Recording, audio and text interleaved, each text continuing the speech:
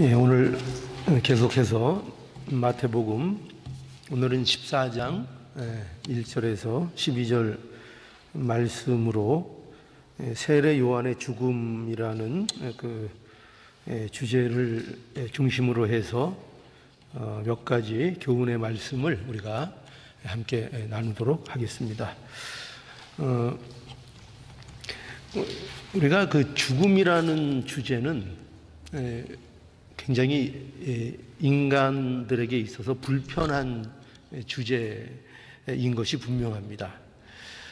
그래서 죽음에 대해서는 가능한 한 말을 아끼고 싶은 것이 인간이 갖고 있는 그 어떤 마음이라고 할 수 있습니다. 왜냐하면은 인간은 사실 이 죽음의 문제에 대해서 해답을 갖고 있지 않기 때문에 이 죽음의 문제만큼 회피하고 싶은 내용이 없습니다.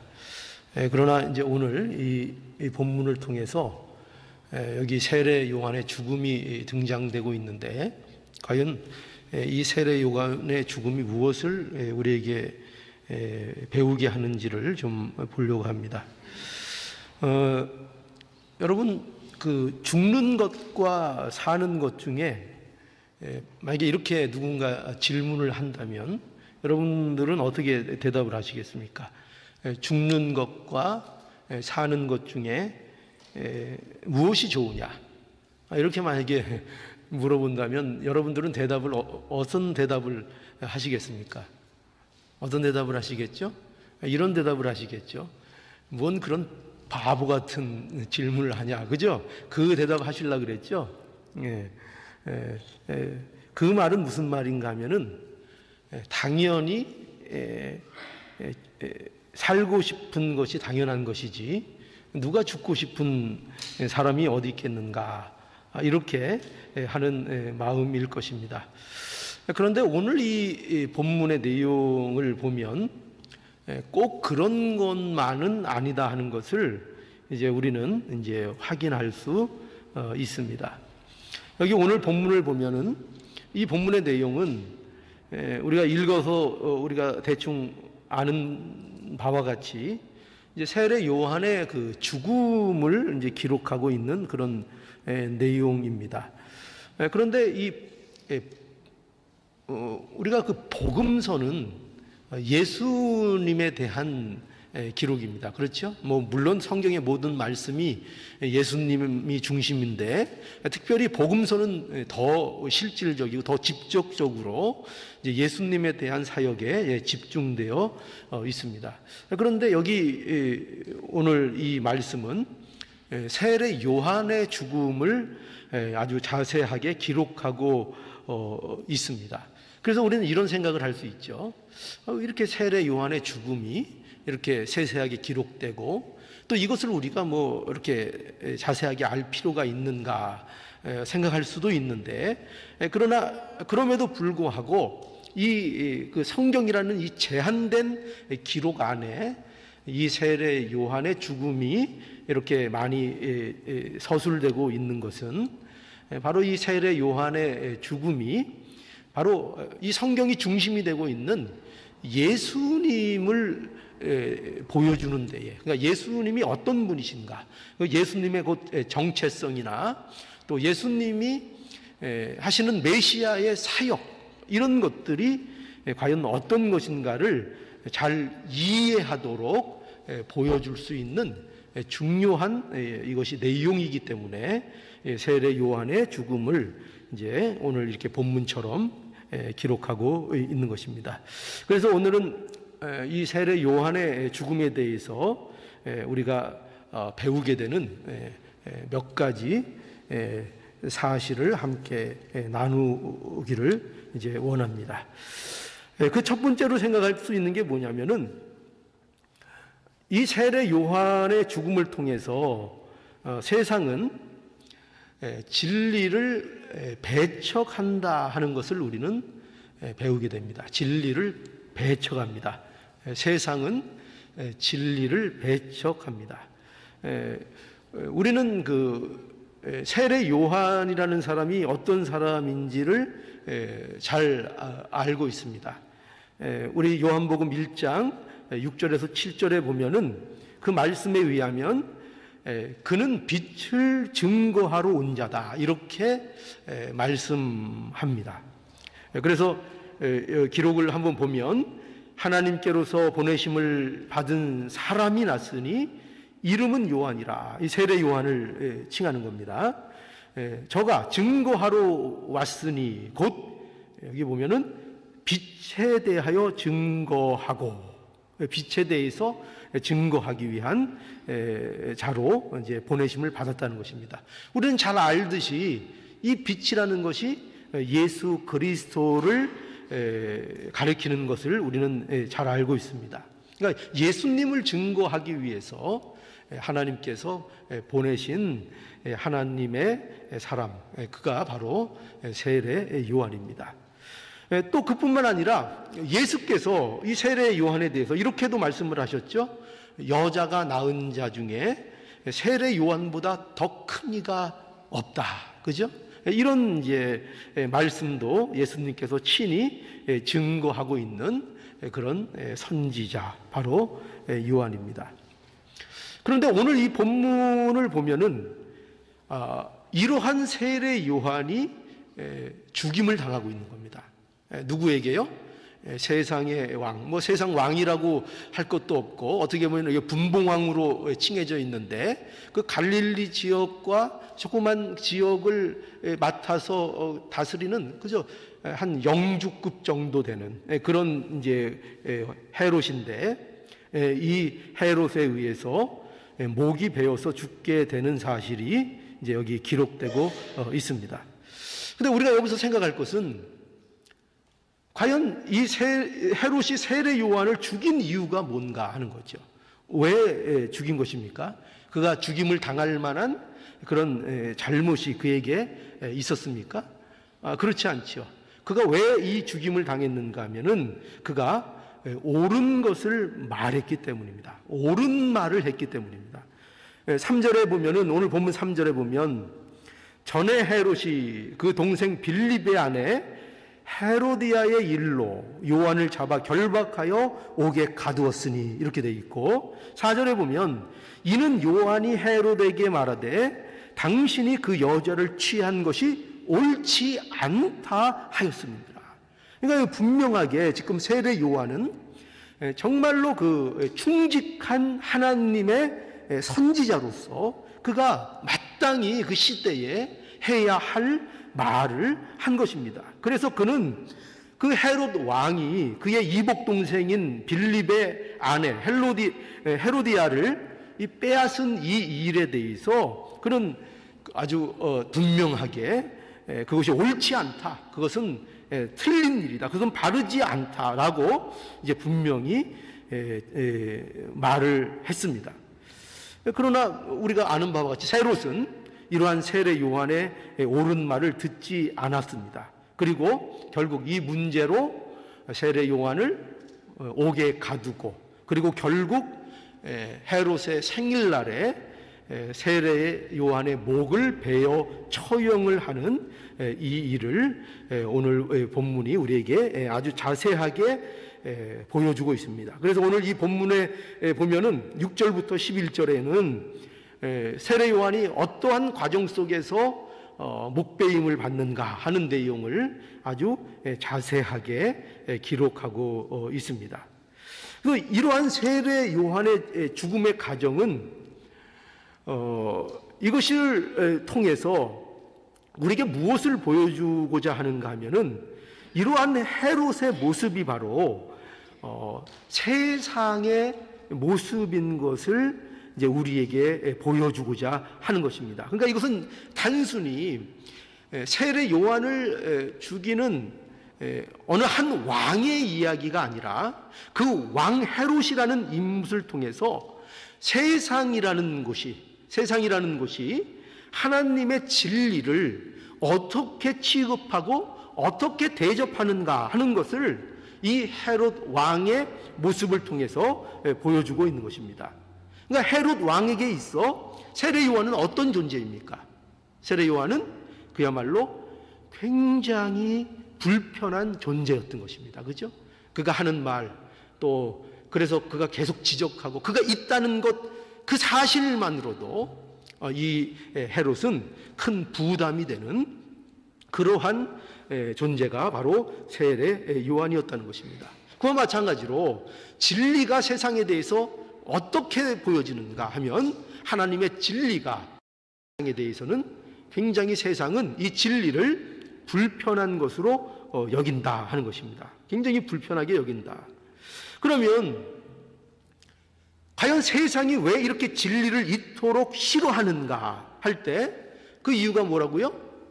불편하기 때문입니다. 뭐가 불편하다고요? 진리라는 사실이 불편하기 때문입니다. 그래서 여기에서 우리는 진리와 또 세상 종교와의 차이가 있다는 것을 알 수 있습니다. 어떻게 다른가 하면은, 여러분들 보세요. 세상은 종교를 좋아할까요, 싫어할까요? 세상은 어떻게 생각하십니까, 여러분들은? 세상은 종교를 좋아합니다. 종교를 좋아합니다. 생각해 보십시오. 아무리 어떤 사람들이 혹 종교를 비방하는 자들이 있다 해도 세상의 전반적인 모습을 보십시오. 세상은 종교가 성행하고 있습니다. 종교가 성행하고 있다는 것은 뭐를 의미하겠죠? 그만큼 사람들은 종교성을 가지고 있고 종교라는 것 자체를 굉장히 좋아하고 그것을 선호한다는 것입니다. 그렇죠? 세상에 보세요. 얼마나 세상을 어떻게 나눌 수 있어요? 종교인, 비종교인. 그러니까 종교인이 얼마나 많은지 몰라요. 사실상으로는 또 이 세상에 무교라는 거는 사실상은 존재하지 않습니다.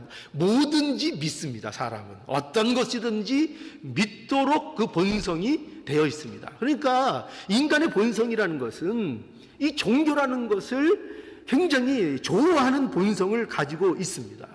그런데 왜 그렇게 좋아하는가 하면, 종교는요 인간의 입맛에 맞기 때문입니다. 뭐에 맞는다고요? 인간의 입맛에 맞기 때문입니다. 세상 종교는 인간에 의해서 인간을 위해 고안된 것이 종교인 겁니다. 그러니까 세상의 종교는 인간을 위해서 인간에 의해 인간의 고민을 해결하기 위하여 인간들이 고안하고 만들어낸 것이 종교의 모습인 것입니다. 그게 소위 말해서 세상에서 말하고 있는 종교라는 거예요. 그러니까 사람들은 무엇으로 의안을 얻습니까? 종교라는 것으로 의안을 받습니다. 많은 사람들은 종교를 통해서 돈벌이를 합니다. 또 많은 사람들은 종교를 통해서 마음의 안정을 갖습니다. 만일 자기가 가진 종교가 그래서 마음에 안 들면 어떻게 할 수 있겠죠? 마음에 안 들어요. 내가 지금 믿고 있고 의지하고 있는 종교가 마음에 안 들어요. 그럼 어떻게 할 수 있습니까? 얼마든지 버릴 수 있습니다. 얼마든지 버릴 수 있습니다. 왜죠? 자기 입맛에 맞는 다른 종교를 얼마든지 가지면 되기 때문입니다. 그렇죠? 그러니까 이것이 종교입니다. 종교는 철저하게 사람의 입맛에 맞도록 만들어진 것이 종교입니다. 그러나 진리는 다릅니다. 하나님을 섬기는 것은 다릅니다. 진리는 내 입맛대로 되는 것이 아니에요. 진리는 내 마음대로 고르는 것이 아닙니다. 진리라는 것은. 그렇죠? 진리는 인간의 비의를 맞추는 것이 아닙니다. 오히려 진리는 인간의 죄를 들추어냅니다. 진리는 그래서 우리에게 편한 것을 말하는 것이 아니고, 진리는 뭐를 말하지 않아요? 우리에게 편함을 말하는 것이 아니라 우리에게 어떤 것이 옳은 것인가를 말해줍니다. 어떤 것이 옳은 것인가, 어떤 것이 진리인가, 어떤 것이 참으로 하나님을 섬기는 바른 태도며 하나님을 섬기는 것인가 하는 진리를 말해주는 것이지 인간의 편함을 말하는 것이 아닙니다. 그래서 진리는 어떨 수밖에 없어요? 진리는 불편합니다. 누가 볼 때요? 세상이 볼 때 진리는 굉장히 불편한 것입니다. 이것이 바로 사람들이 진리를 싫어하고 배척하는 이유인 거예요. 여러분, 우리 한번 당장에 생각해 보십시오. 진리는 또 성경이 우리에게 진리로 무엇을 가르쳐 주고 있습니까? 이런 진리를 가르치죠. 하나님은 어떤 분이시라고요? 하나님은 유일하신 우리의 참 신이시다. 성경이 우리에게 가장 중요하게 말씀하고 있는 것이 그거 아닙니까? 그러니까 다른 신은 없다는 거예요.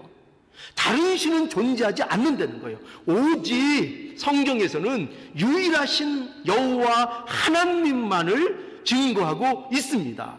그러나 인간들은 어떠죠? 인간은 어떻습니까? 인간은 자기에게 이익이 된다면 어떤 신이든지 어떻게 할 수 있어요? 섬길 수 있습니다. 그러니까 어떤 신이든지 자기에게 이익이 된다면 섬길 마음이 있는 것입니다. 섬기고 싶습니다. 그것이 이익이 된다면, 그래서 내게 이득이 된다면 고무신이라도 섬기는 게 인간인 것입니다. 모두 섬겨요? 고무신이라도. 고무신이 진짜 신이에요. 고무신이 뭔지 아시죠? 고무신이라 할지라도 인간은 그 신이 나에게 뭐가 되면? 이득이 되면, 나에게 유익이 되면, 내 욕심을 채워줄 그 분명한 명분이 되면 고무신이라도 섬길 수 있는 것, 이것이 바로 인간이 갖고 있는 종교심입니다. 종교심. 이것이 바로 인간의 상태인 것입니다. 그래서 어떻게 해요? 진리를 배척합니다. 진리를 받아들이지 않습니다. 그래서 오늘 우리는 이 세례 요한의 이 죽음, 이것을 통해서 뭐를 배울 수 있습니까? 아, 그렇구나. 세상은 왜 세례 요한, 이 참 선지자인 이 세례 요한이 왜 이렇게 어이없는, 어떻게 보면 죽음을 죽어야만 하는가? 그것은 세상은 진리를 배척한다는 사실입니다. 그 사실을 우리는 분명히 알아야 합니다. 알아야 됩니다. 우리는 그리스도인이기 때문에 알아야 합니다. 자, 이것이 첫 번째 세례 요한의 죽음을 통해서 우리가 배우게 되는 거고요. 그 다음에 두 번째로 우리가 이 세례 요한의 죽음을 통해서 배우게 되는 것은 뭐냐면요, 모든 인간은 결국 구원받지 못한 인간, 그리스도를 모르는 인간은 결국 모두 죄의 노예라는 사실을 우리는 배우게 됩니다.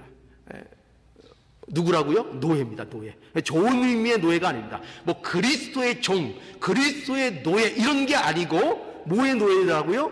죄의 종, 죄의 노예라는 사실을 우리는 알아야 합니다. 그래서 오늘 이 본문을 살펴보면 여기 보면은 이 재밌는 게 있어요. 재밌는 상황을 오늘 이 본문이 우리에게 보여주는데 그게 뭐냐면요, 우리가 그 나쁜 짓을 할 때에 그 나쁜 짓을 못하게 하는 사람들에게 있어서 중요한 그 역할을 하는 게 우리 안에 있죠. 그죠? 그게 뭘까요? 우리가 어떤 나쁜 일을 대해서 우리 자신을 이렇게 절제하고 제어할 수 있는 기능이 우리 안에 있어요. 하나님이 주신 게 있습니다. 그게 뭘까요? 예수 안 믿어도 있어요. 하나님 몰라도 있어요. 그게 뭡니까? 양심이라는 게 있는 겁니다. 양심. 그래서 오늘 재밌는 게 뭐냐면요, 이 헤롯에게도 뭐가 있다는 것이 보여지는가 하면은 양심이 있다는 거예요. 헤롯도.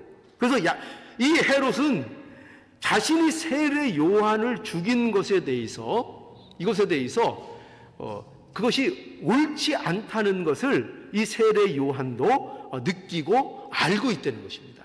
그것이 잘한 일이 아니라는 것을 세례 요한도 알고 있고 그것에 마음에 그것이 부담이 되고 있는 그런 모습이라는 것입니다. 그래서 오늘 본문의 1절에 보면, 여기 1절을 보면 어떻게 이 말씀 한번 볼까요? 1절에 그때에 분봉왕 헤롯이 예수의 소문을 듣고 2절에 보니까 그 신하에게 이르되 이는 세례 요한이라.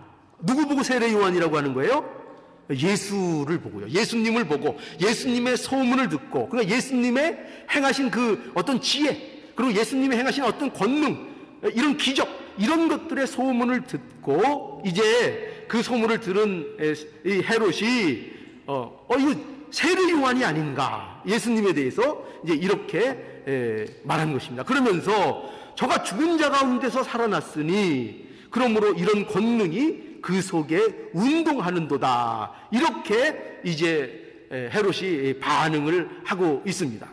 그리고 이러한 헤롯의 이 반응이 왜 이런 반응이 나오는가 하는 것이 그 3절부터 이제 설명되고 있는 거예요. 설명부터 보면은 전에 헤롯이 이렇게 돼 있죠. 3절 거기에 전에 헤롯이라고 해서 이제 헤롯이 세례 요한을 죽였기 때문이라는 것을 이제 말하고 있는 것입니다.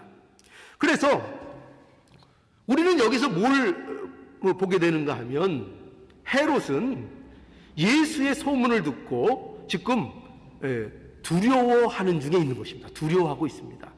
아마도 이 헤롯은 이 예수님의 지혜와 권능에 대한 소문을 듣고 이렇게 생각했겠죠. 이 세례 요한의 환생이 아닌가.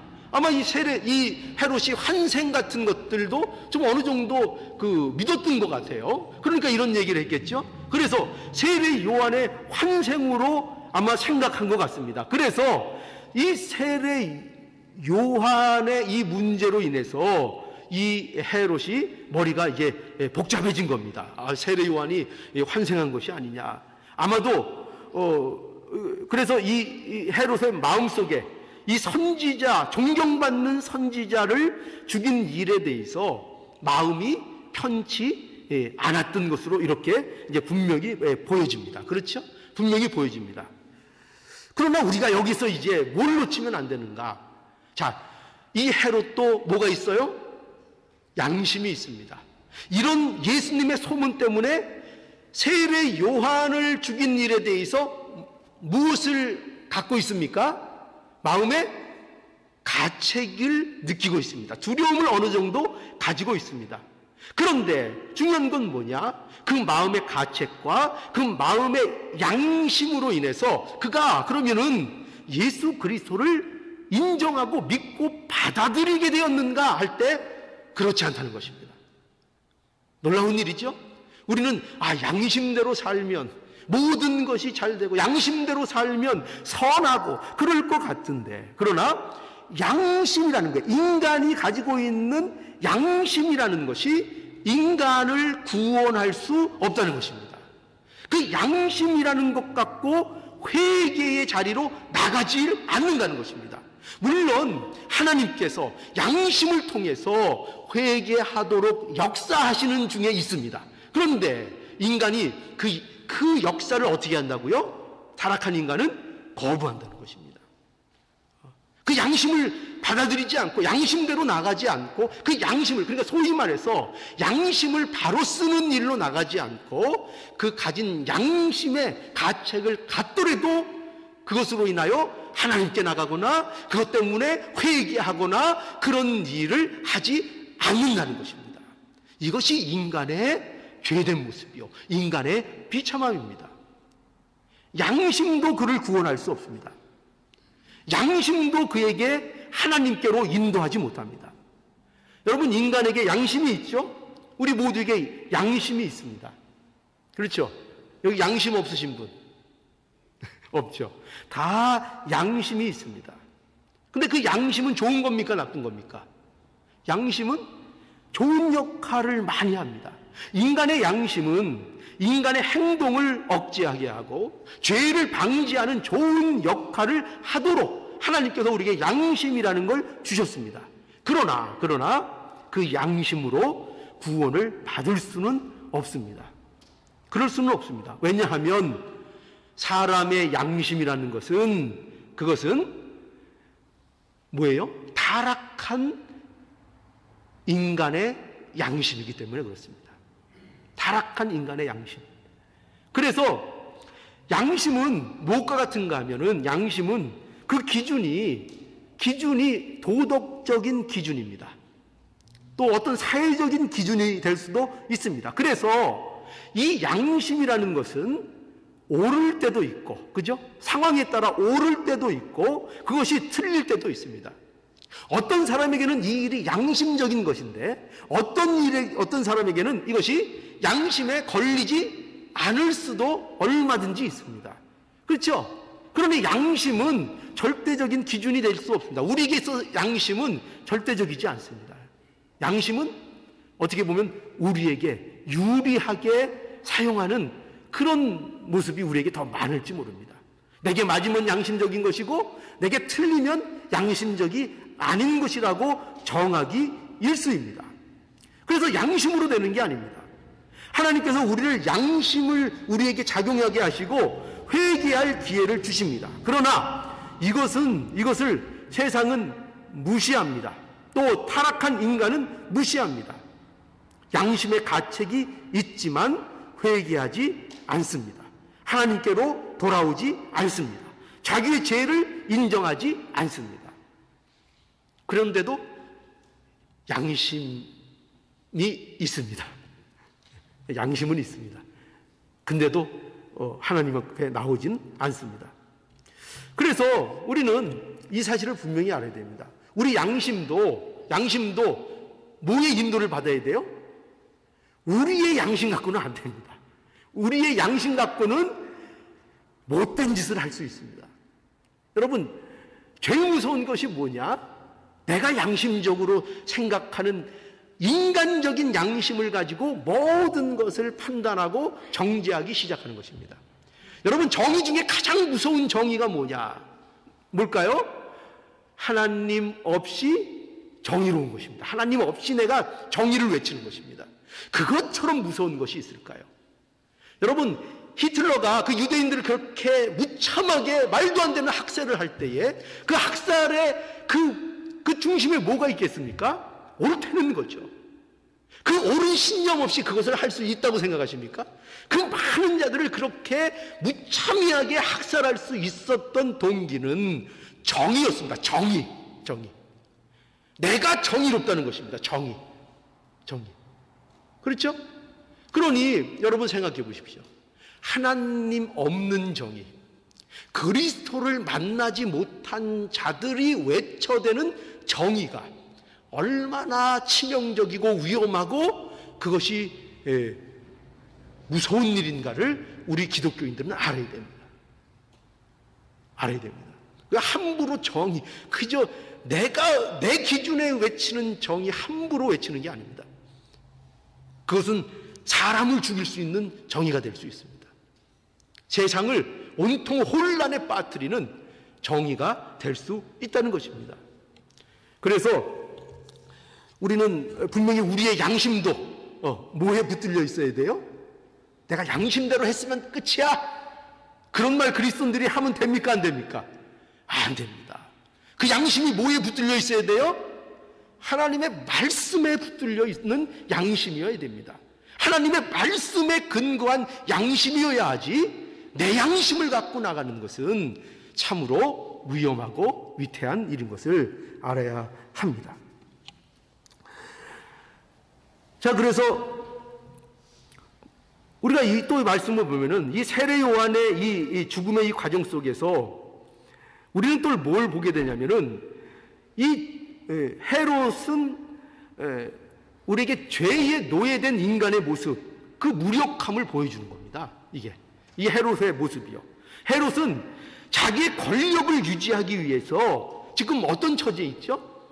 그냥 모든 것을 눈치 보고 있는 겁니다. 눈치. 그러니까 누구의 눈치를 보고 있어요? 이 헤롯이 누구의 눈치를 보고 있습니까? 지금 민중의 눈치를 보고 있죠. 그죠? 세례 요한을 죽이는 일에 있어서도 세례 요한을 죽이고 싶었지만 민중이 그를 선지자로 대접하고 있었기 때문에 그 민중의 반기가 두려워서 맘대로 자기가 세례 요한을 죽일 수도 없었습니다.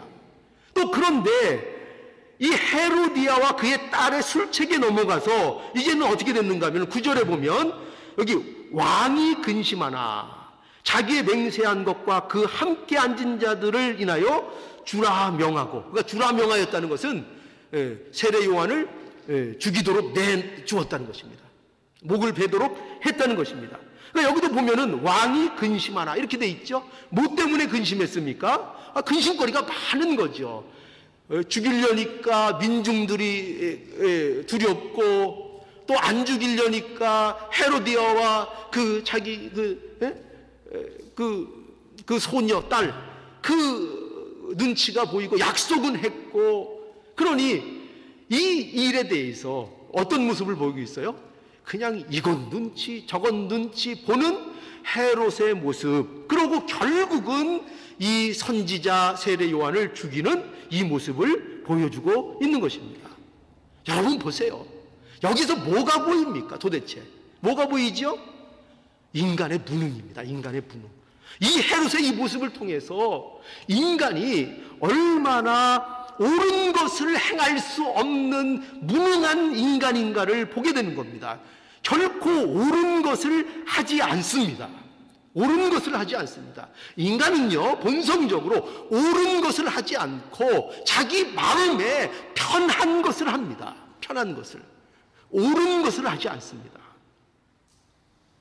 그것이 바로 헤롯이 할 수 있는 일인 것입니다. 헤롯은 자기 편한 것을 하는 겁니다. 눈치를 보고 그것을 통해서 자기 편한 것을 하는 것입니다. 이처럼 인간은요, 죄로 타락한 인간은 이와 같이 죄의 노예입니다. 죄의 노예는 자기 마음대로 못하죠. 주인이 시키는 대로 해야 되죠. 우리는 모두 타락한 인간은 죄의 노예입니다. 결코 옳은 일을 해낼 수 없습니다. 결코 선한 일을 할 수 없습니다. 이것이 인간입니다.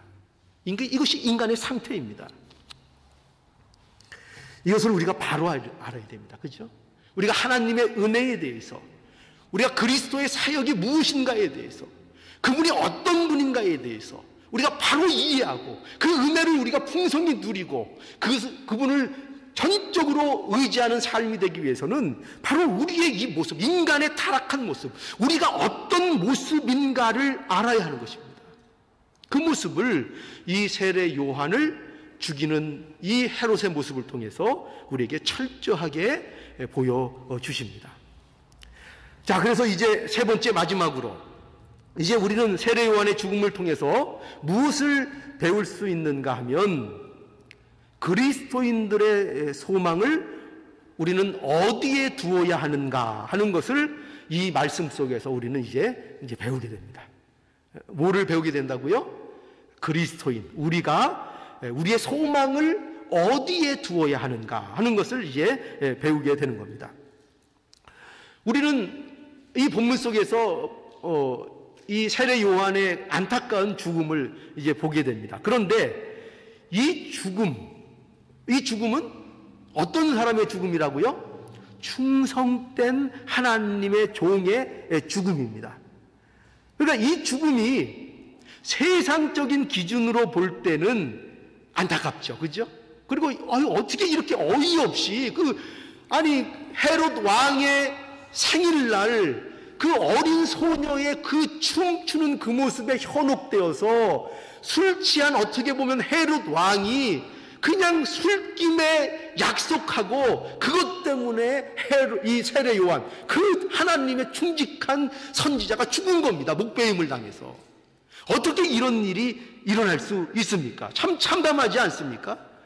그래서 우리는 이러한 죽음 속에서 무언가 잘못된 것 같습니다. 이것이 옳은 것이 아닌 것 같습니다. 이것은 옳지 않습니다. 그래서 어떻게 이렇게 충직한 종이 이렇게 참담한 죽음을 당할 수 있는가, 이렇게 생각할 수 있습니다.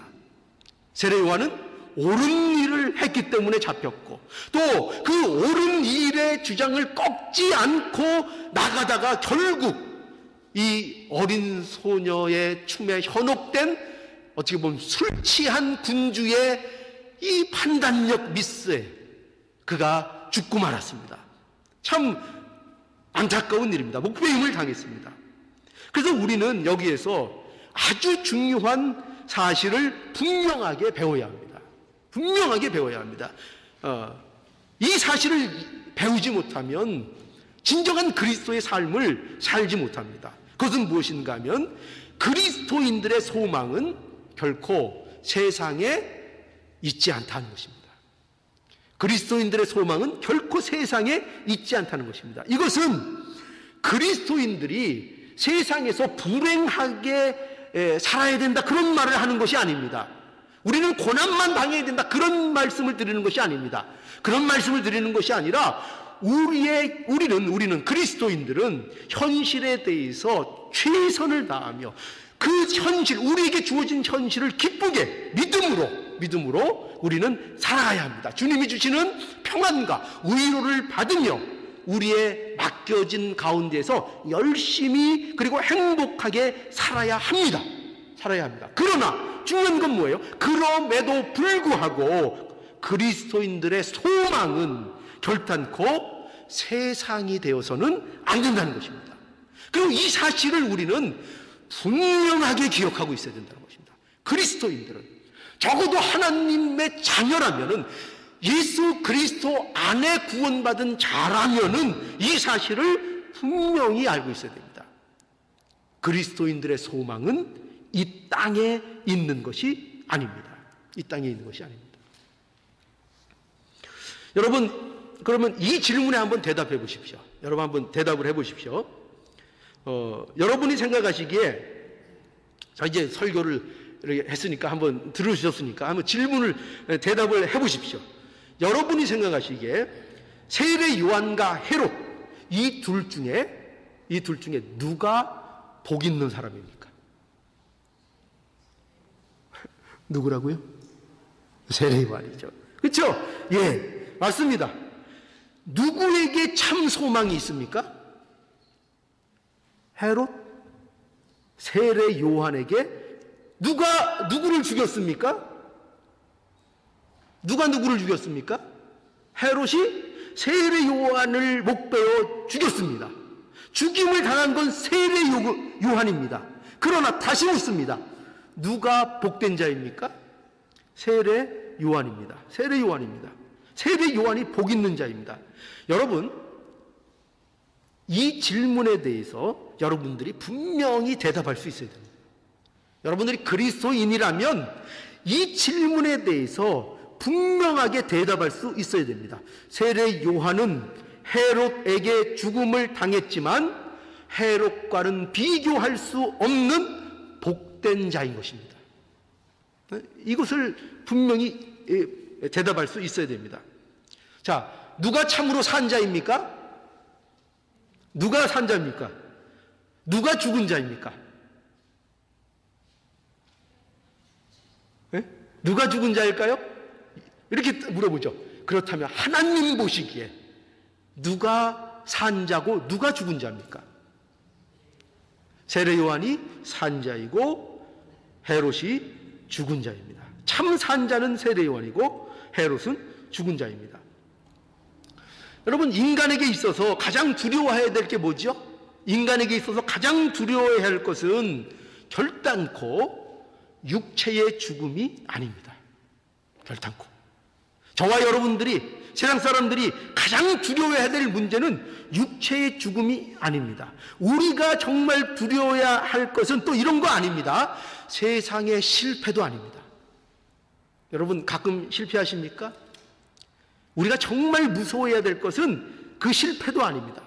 우리가 정말 무서워해야 될 것은 어떤 사람도 아닙니다. 어떤 사람에 대해서 우리가 정말 두려워하는 것도 아닙니다. 또 우리가 정말 두려워해야 될 것은 무슨 질병도 아닙니다. 여러분, 병에 드시면 굉장히 괴로우시죠? 그죠?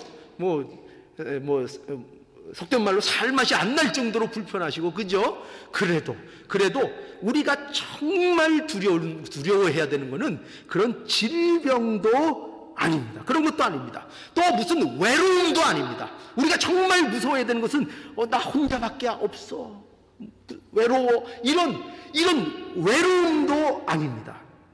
그런 것도 아닙니다. 이런 모든 것들, 물론 그런 것들은 우리에게 두려움을 주는 요소가 분명합니다. 그렇죠? 우리가 두려움을 느낍니다. 그러나 우리가 정말 가장 두려워할 것은 이런 것들이 아닙니다. 왜 그렇죠? 왜 그럴까요? 이러한 두려움은요, 이렇게 생각하죠. 아주 심플하게 생각하죠. 저와 여러분들이 이러한 두려움들은요, 평생을 당해도 100년을 넘기지 못합니다. 이 두려움, 이 질병, 이 걱정, 이 실패, 이런 것들, 내가 그 중에서 가장 싫어하는 게 뭘까요? 가장 싫어하는 게 뭘까요? 질병이라고 칩시다. 그럼 질병, 그거 알아도, 평생 알아도 100년을 넘길 수 없습니다. 제 말이 틀립니까? 맞죠? 100년을 넘길 수 없습니다. 100년을 넘길 수 없습니다. 그러니 우리에게 있어서 정말 두려워할 것은 그게 아니라, 정말 두려운 것은 그가 하나님과 관계없는 자가 되는 것입니다. 하나님과 관계없는, 하나님께 소외된 자, 하나님의 나라에서 제외된 자, 이것이 영원한 두려움입니다. 이것이 영원한 것입니다.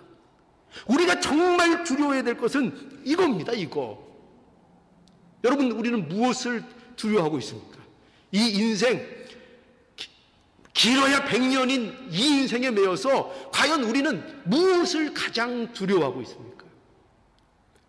우리가 두려워해야 될 것은 하나님, 그분께 우리가 소외되지 않는 것이다. 인간에게 있어서 그게 가장 중요한 것입니다.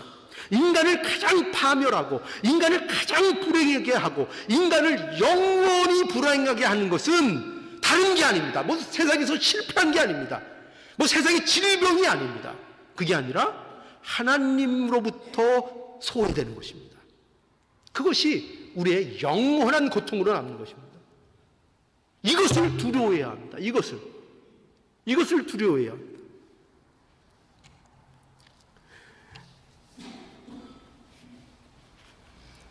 오늘 말씀 이제 마지막 12절 마무리가 이렇게 됩니다.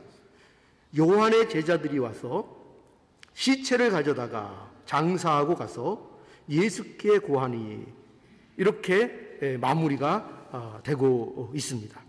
참 의미심장하지 않습니까? 세례 요한의 죽음이 지금 이제 마무리가 어떻게 마무리되고 있는가 하면은 예수께로 이어지고 있습니다. 그죠? 세례 요한의 죽음이 이제 예수께 고하니라로 이 세례 요한의 죽음에 대한 기사가 마무리되고 있습니다. 이제 이거 뭘 우리에게 말씀합니까? 이제 예수께서 죽으실 겁니다. 이제 누가 죽으실 거라고요?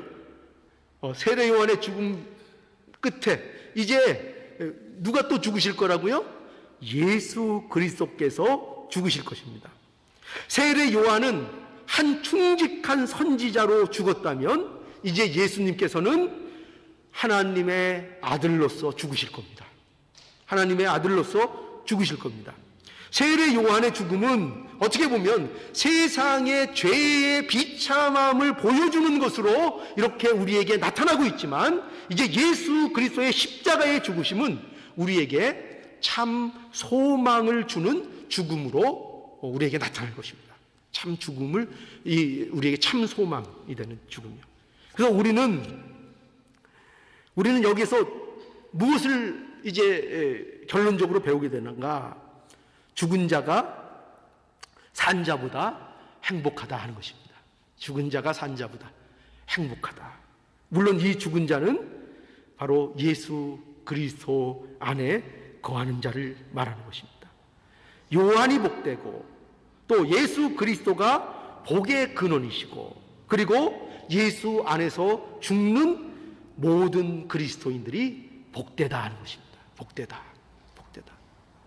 이것처럼 은혜롭고 우리를 담대하게 하는 일은 없습니다. 우리는 복된 자입니다. 왜 복되다고요?